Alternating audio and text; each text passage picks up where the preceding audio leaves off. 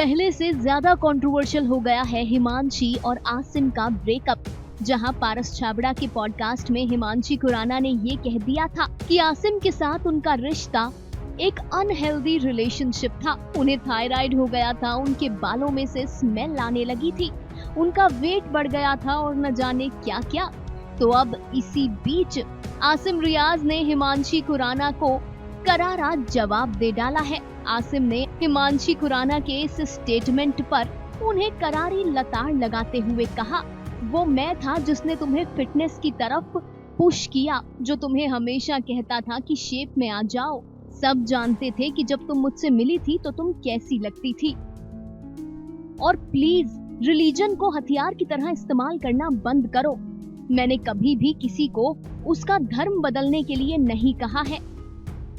ये बहुत sensitive subject है, इसीलिए लोग मुझसे नफरत करें इसके लिए रिलीजन का इस्तेमाल मत करो।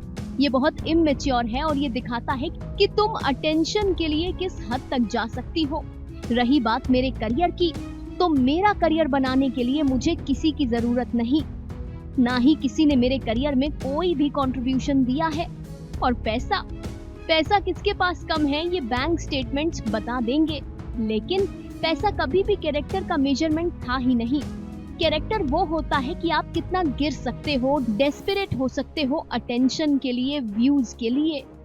सालों के बाद अब तुम पुराने रिश्ते का इस्तेमाल कर रही हो गॉसिप क्रिएट करने।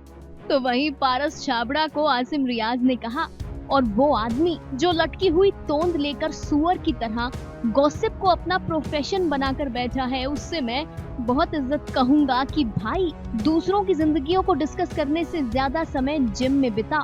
इतना ही नहीं, आसिम रियाज ने आगे भी पोस्ट की और कहा, अगर ये सब था तो तुमने मुझे 3 महीने पहले मार्च में मैसेज क्यों किया कि तुम मेरे साथ रिश्ते में वापस आना चाहती हो।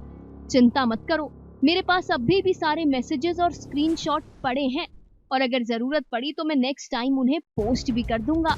आसिम ने कहा, तुम्हें थायराइड हो रहा है तो वो हार्मोनल चेंजेस हैं, डिप्रेशन हो रहा है तो तुम्हारे बचपन का ट्रॉमा या भविष्य की चिंता है, तुम्हारे नाक से खून आ रहा है तो तुम्हें दवाई लेनी चाहिए, तुम्हारा चेहरा बूढ़ा दिख रहा है तो तुम्हारी उम्र बढ़ रही है, तुम्हारे बालों में से बदबू आ रही है तो अपने बालों को समय पर धो, और अगर तुम्हारे चेहरे पर एक्ने हो रहे हैं तो पूरी दुनिया को एक्ने होते हैं, सिर्फ तुम्हें नहीं।